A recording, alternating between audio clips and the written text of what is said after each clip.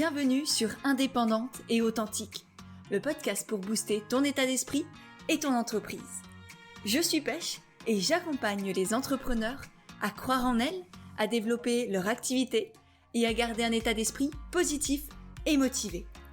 Chaque mercredi, je te partage des conseils autour de l'entrepreneuriat, une réflexion de développement personnel ou encore l'interview d'une femme inspirante qui te partagera sa vision de la vie et de l'entrepreneuriat. Et aujourd'hui, j'ai envie de te partager les 3 R qui vont te permettre de réussir à ta manière, à toi.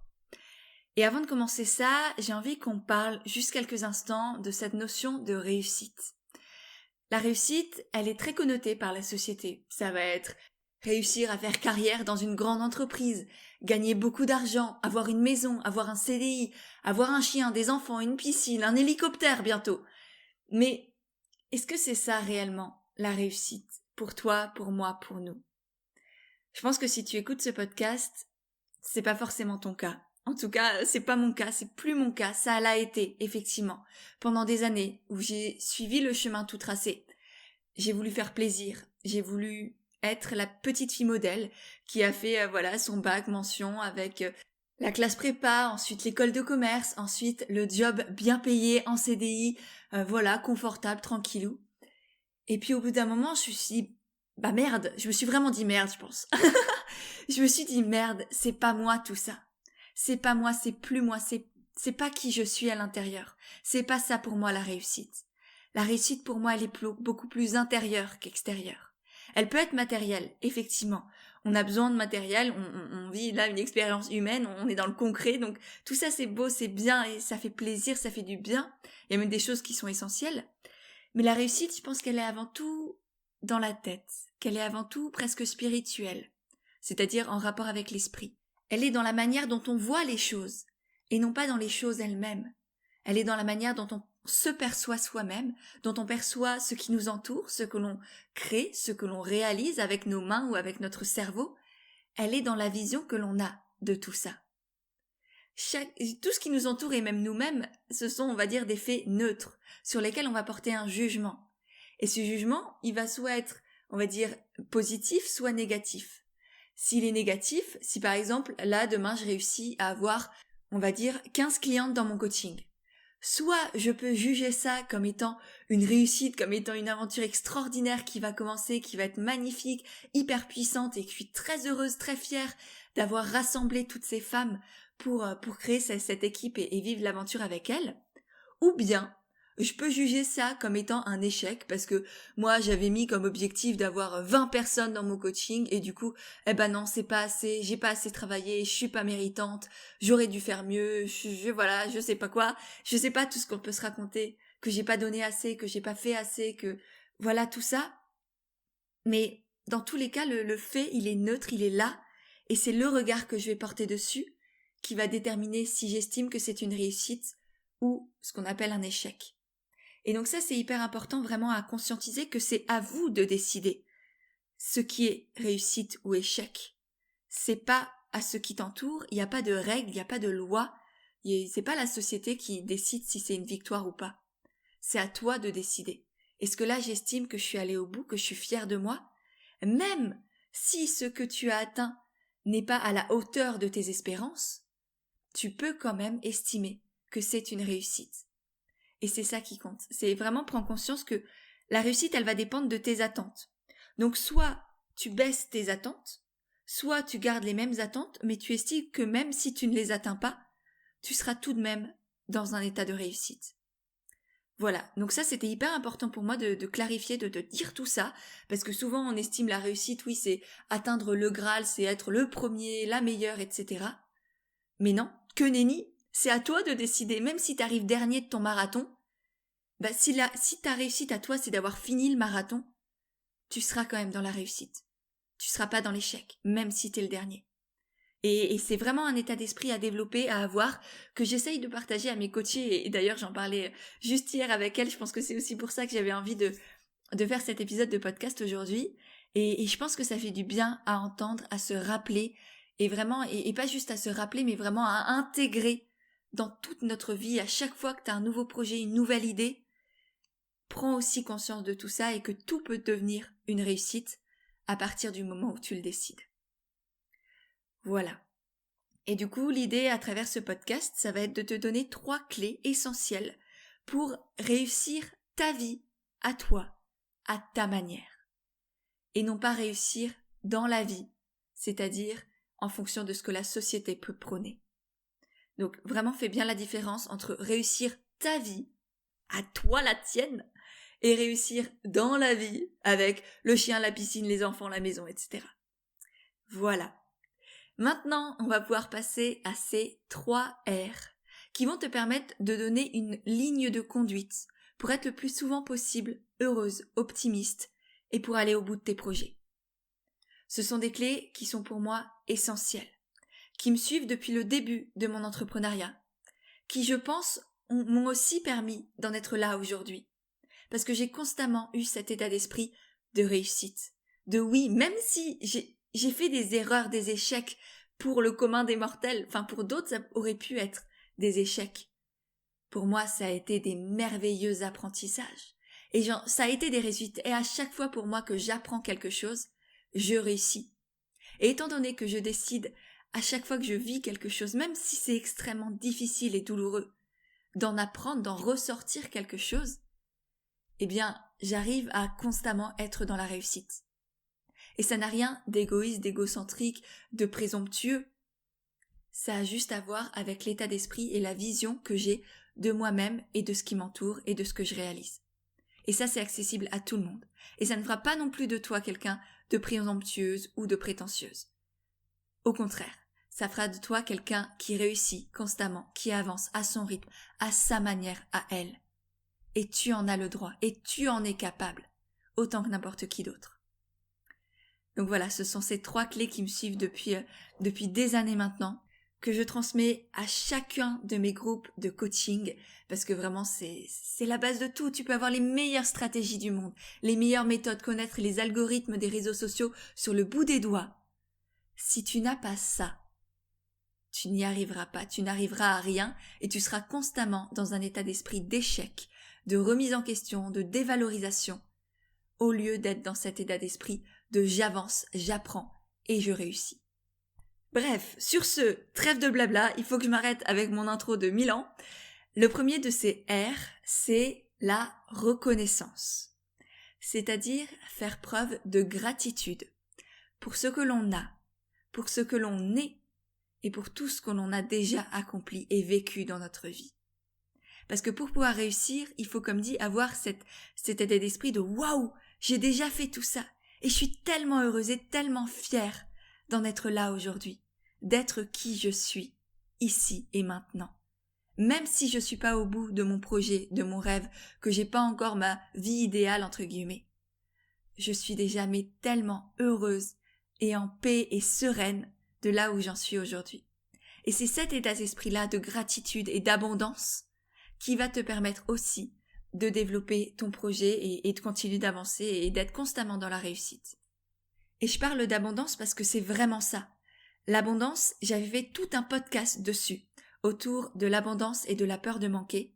Je te les mettrai dans les notes de l'épisode parce que vraiment c'est un podcast à écouter absolument essentiel. Et du coup, cette abondance, souvent, on pense à l'abondance financière. Et effectivement, tu verras que dans le podcast, j'en parle aussi énormément. L'argent, c'est quelque chose que j'adore, dont je parle beaucoup parce que c'est un sujet passionnant et terriblement profond. C'est absolument pas superficiel comme sujet, ça cache beaucoup de choses de ton rapport à toi, de ton rapport aux autres, de ton passé, etc. Bref, l'abondance, on pense à l'argent, mais ce n'est pas uniquement l'argent.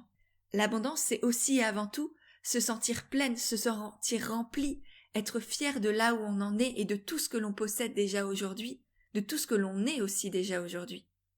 Et donc je t'inviterai vraiment à être dans cette reconnaissance constante de tout ce que tu as, de tout ce que tu vis, de tout ce que tu es. Et pour ça, tu peux par exemple apprendre à célébrer tes réussites, qu'elles soient intérieures ou extérieures. Apprendre à célébrer chaque petit pas que tu fais dans ton aventure entrepreneuriale et dans ta vie en règle générale. En faisant ça, tu vas pouvoir gagner en estime de toi, en confiance en toi, et donc petit à petit, dépasser cet état de dévalorisation, de comparaison, ce syndrome de l'imposteur qui a tendance à te tirer vers le bas, et prendre conscience d'à quel point tu es capable, d'à quel point tu as de la valeur, et à quel point du coup par conséquence, tu es aussi capable d'apporter de la valeur aux autres, à travers qui tu es et à travers ton projet. Donc voilà, le premier R qui est pour moi la base, la reconnaissance de soi, de ce que l'on a et de qui l'on est. Ensuite, le deuxième R, c'est être capable de prendre des risques pour pouvoir se différencier.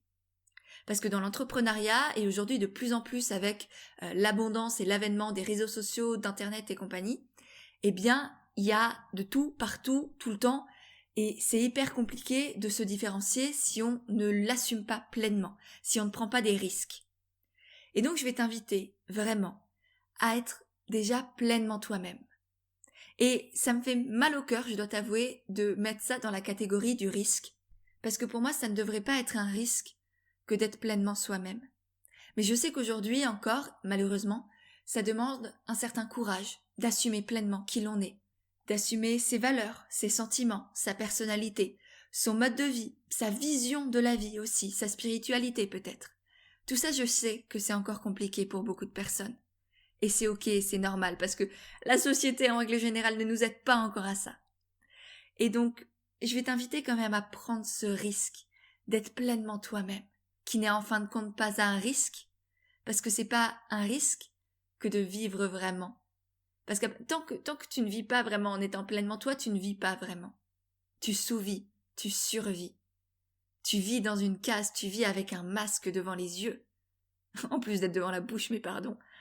Et là, à partir du moment où tu assumes qui tu es, tu enlèves ce masque, petit à petit évidemment, ce sera pas du jour au lendemain, hop là, youpaïdi, youpaïda, je me transforme et en fait je suis ça. Non, c'est petit à petit, prends conscience de qui tu es et montre-le au monde. Montre-nous qui est la merveilleuse personne qui se cache à l'intérieur de toi. Et du coup, ça va aussi te permettre petit à petit de sortir des sentiers battus, de tester, de penser différemment, de développer des offres qui vont proposer des solutions différentes à tes futurs clients ou à tes clients actuels. Et c'est comme ça que tu vas sortir du lot, que tu vas te différencier de tes concurrents, tout en aidant des personnes qui, au préalable, n'avaient pas encore de solution ou pas encore trouvé de solution à leurs problématiques et en accord avec qui ils sont. Et donc encore une fois, ce que tu penses être un risque aujourd'hui ne l'est absolument pas. C'est au contraire la seule manière d'avoir des clients, d'être pleinement toi-même, pleinement épanoui, d'être là, de prendre ta place, ta juste place, et de permettre aux autres d'avancer, de les aider, de leur apporter du bien-être, du bonheur, de la joie, de la paix, etc. Peu importe, selon ton activité, tu mets les mots que tu veux, mais c'est la seule manière d'y arriver. Et en faisant ça, non seulement tu vas réussir à gagner confiance en toi, mais aussi à te sortir de la dépendance aux autres, de la dépendance à l'avis des autres, à ce que font tes concurrents, à la comparaison, à la jalousie, à l'envie, à toutes ces choses qui te bouffent de l'intérieur, qui t'empêchent d'être toi-même et de partager la lumière qu'il y a au fond de toi. Et donc pour finir, j'aimerais juste te rappeler que ton bonheur ne dépend jamais des autres, mais de toi-même, et de ta capacité à avancer et à oser.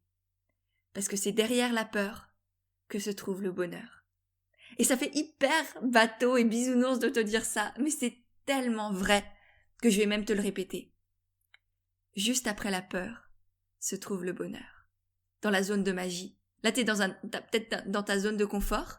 Ensuite, il y a la zone de turbulence, si tu veux, de risque, où t'es pas bien, où t'as peur. Et puis derrière ça, une fois que t'as traversé tes peurs, il y a la zone de magie, où là t'es à ta place, tu t'épanouis, tu peux aider les gens, et tu réalises ce pourquoi t'as envie d'être là aujourd'hui. Et si tu réfléchis bien dans ta vie, à chaque fois que tu as pris un risque, et que tu es allé au-devant de tes peurs, est-ce que c'était pas la plus belle chose que tu as pu faire pour toi? Est-ce que tu en gardes pas des souvenirs mémorables? Est-ce que c'est pas grâce à ça que tu en es là aujourd'hui? Parce que personnellement, je sais que par exemple, quand j'ai pris mon premier coaching, ou c'est même ce que racontent mes coachés aujourd'hui, au moment où elles dépassent leur peur, d'investir en elles, de dépenser une somme importante pour elles, pour leur projet, et qu'elles entrent dans cette nouvelle aventure qui est le coaching de groupe, et ben là, il y a quelque chose qui s'ouvre à l'intérieur d'elles-mêmes. Elles comprennent à quel point c'était la seule décision qu'elle pouvait prendre en étant pleinement en accord avec elle-même, la seule décision qu'elle prenait réellement à partir de l'espace du cœur et non pas en étant dans la peur. Parce que toutes les décisions que l'on prend dans la peur, on les regrette. Tout ce que l'on s'empêche de faire par peur, on le regrette. Mais jamais, jamais, on ne regrette quelque chose que l'on fait avec l'énergie du cœur, en s'écoutant vraiment à l'intérieur de soi. Donc je t'inviterai toi aussi à faire ce qui te semble aujourd'hui risqué, à traverser tes peurs pour découvrir cette zone de magie.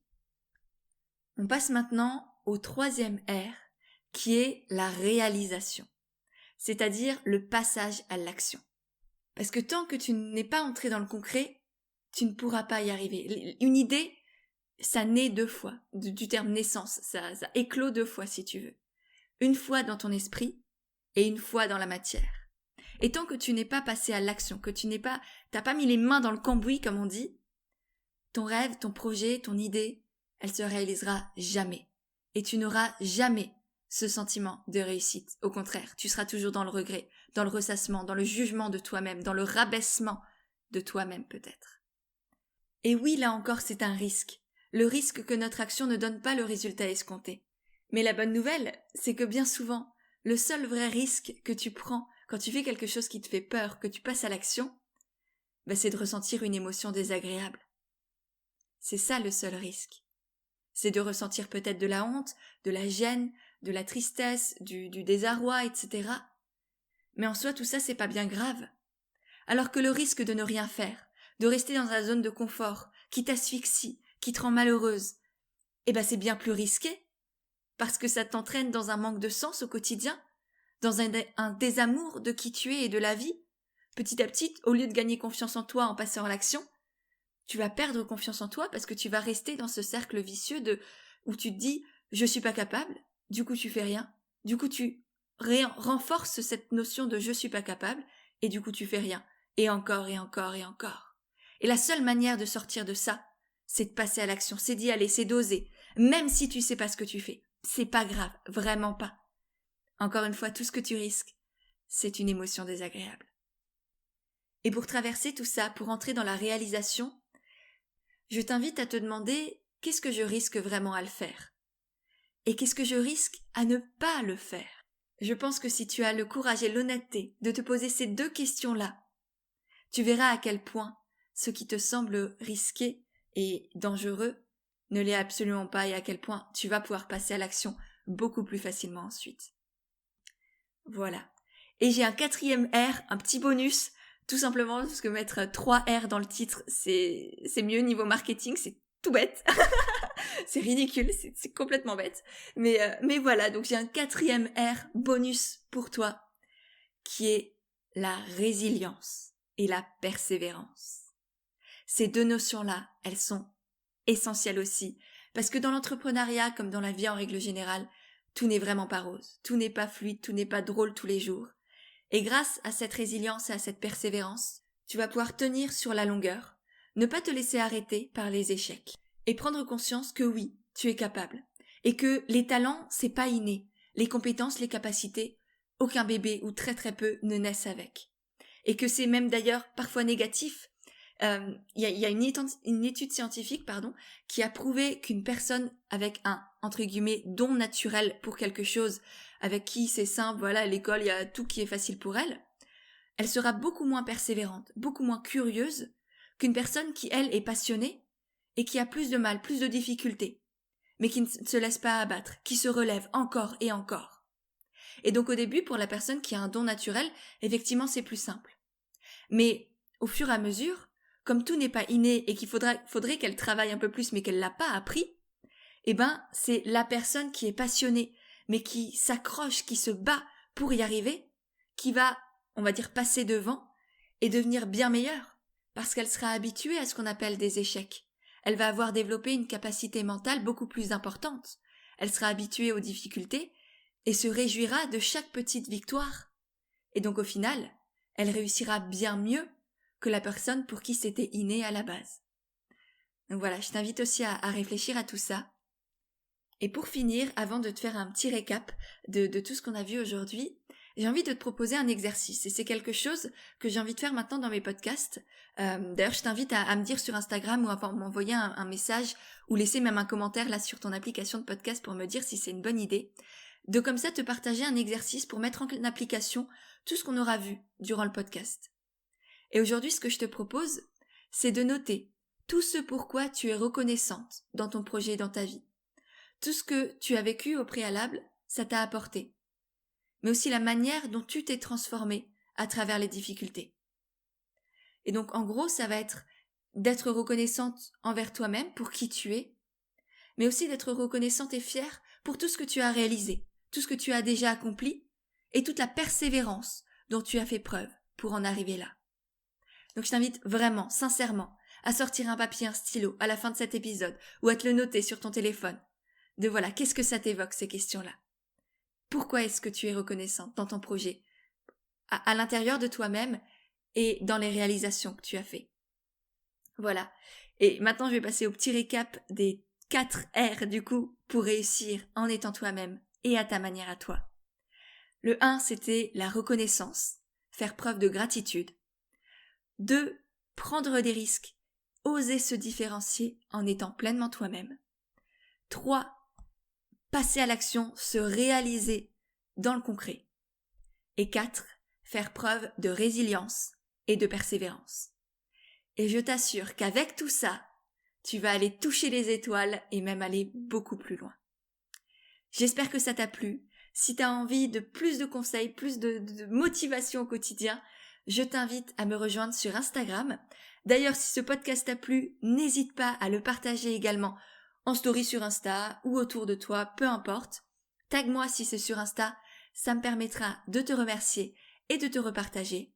N'oublie pas non plus de me dire si l'idée du petit exercice à la fin du podcast, ça te plaît, c'est une bonne idée, ou sinon ça te passe au-dessus, et dis-le moi aussi parce que ça m'évitera de chercher, de me creuser la tête. Et voilà, je te dis à mercredi prochain pour un nouvel épisode d'Indépendante et authentique.